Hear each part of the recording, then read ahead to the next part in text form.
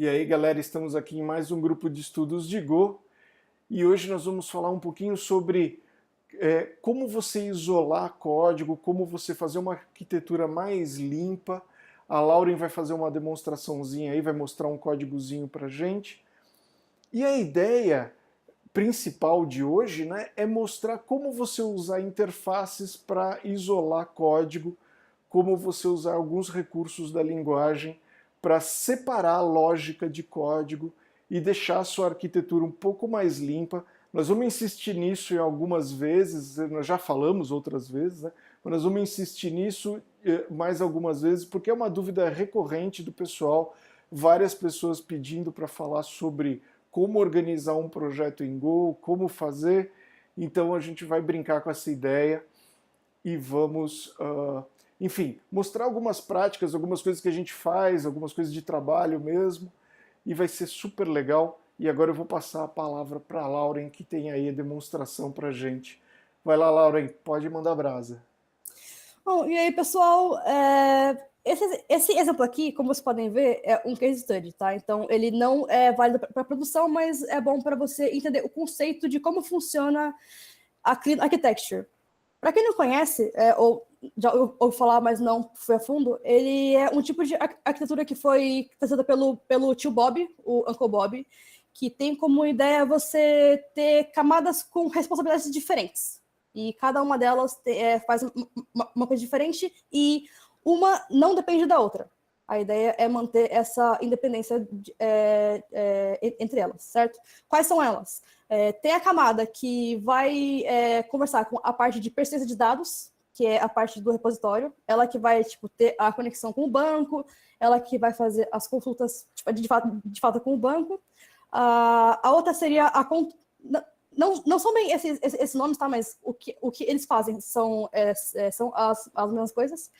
A outra é a controller, que é a que vai conter as lógicas de negócio da aplicação. E a terceira seria a camada externa, que é a que eu chamei de delivery, que é a que contém as APIs. Por que eu estou mostrando esse exemplo para vocês? Porque a Clean Architecture é um bom exemplo de como que a gente aplica a interface na prática. Beleza? Como que isso funciona aqui no caso da Clean Architecture? Vamos entrar em um código, deixa eu ver qual camada que eu posso pegar primeiro. O tema desse exemplo aqui é jogo, porque eu queria criar uma API de jogos para armazenar tipos diferentes de jogos, só para, de fato, conseguir entender como que funciona essa arquitetura.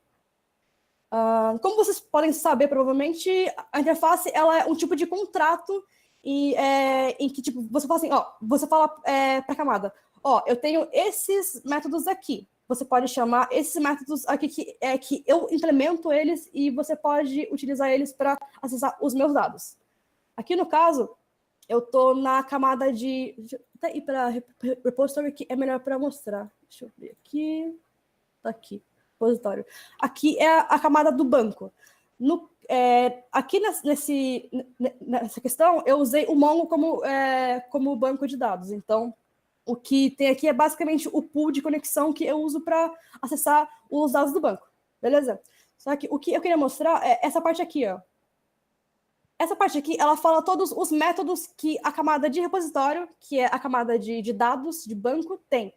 Então, a repository, ela conversa com a camada de controller, que é a que tem os casos de uso. Beleza?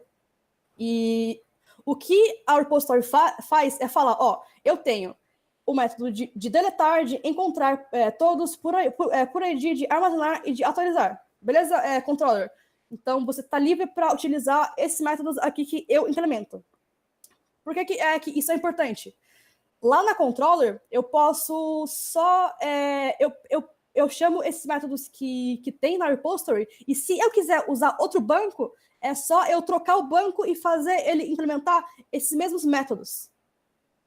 Aí, para eu conseguir chamar esses métodos da repository, eu tenho que instanciar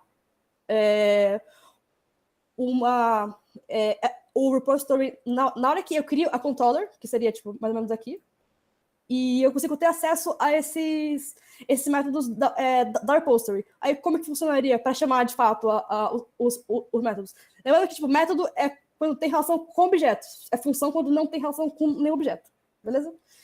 É só de fato, tipo, eu por game g.repository.find all. Eu já chamo a função lá do repository. E assim com todas as camadas que você precisar. Se você vem aqui, também tem aqui uma interface da controller, que também fala quais métodos que tem, que a próxima camada pode usar, que é a camada de delivery. Ela pode usar esses métodos aqui, de dentro da controller. E assim, deixa eu achar aqui a de delivery, que eu tô perdida. Aqui.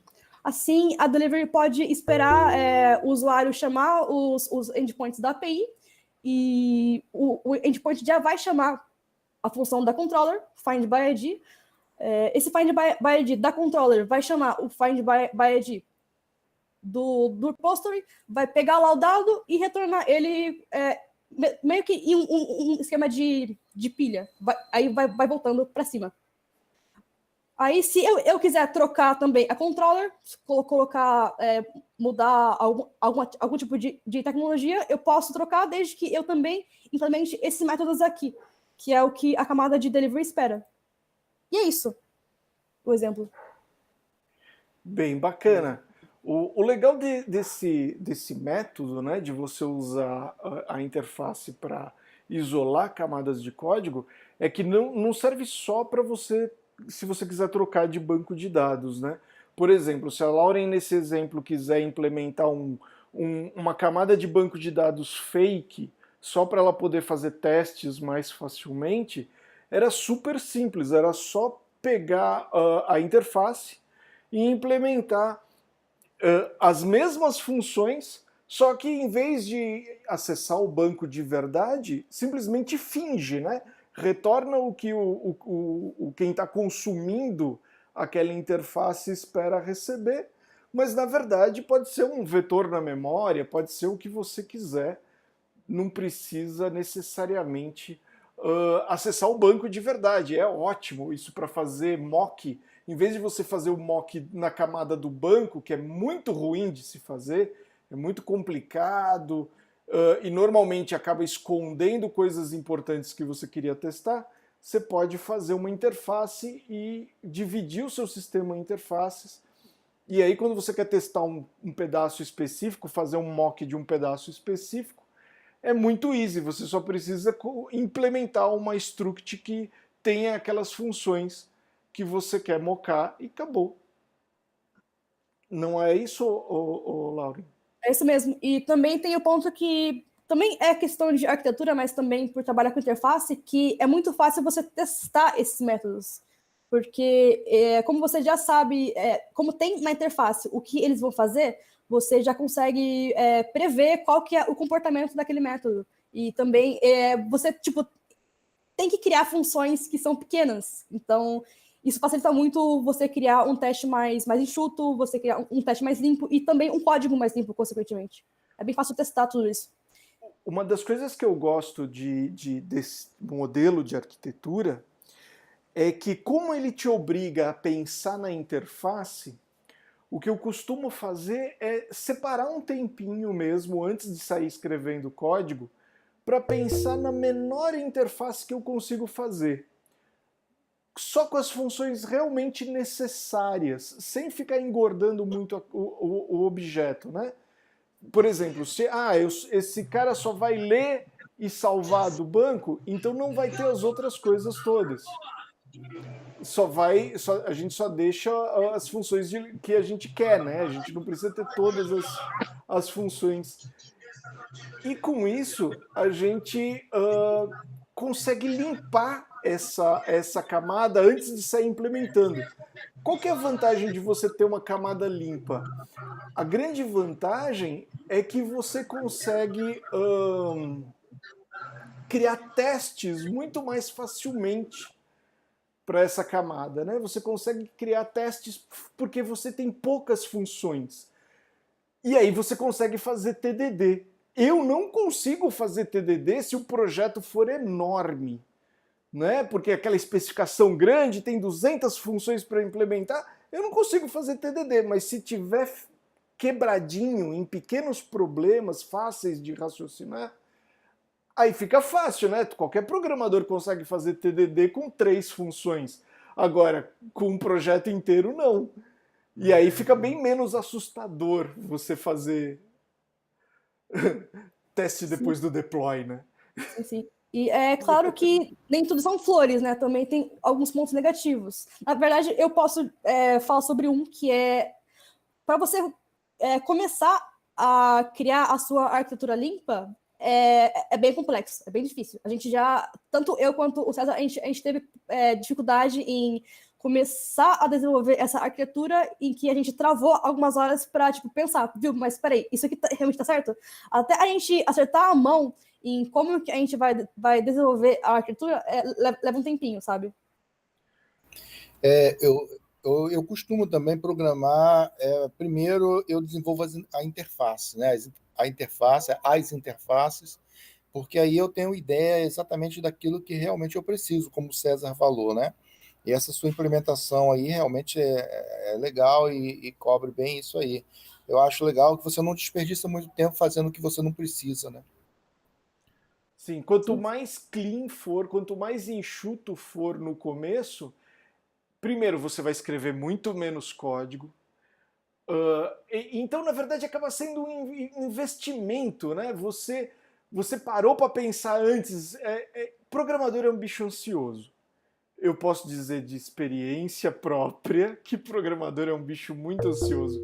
A gente quer sair escrevendo código muito rápido. Então a gente se engana e não faz testes, não planeja, não faz nada disso. E tá tudo muito errado, né? O certo é parar e pensar na arquitetura, desenhar, conversar com os colegas, pegar a opinião.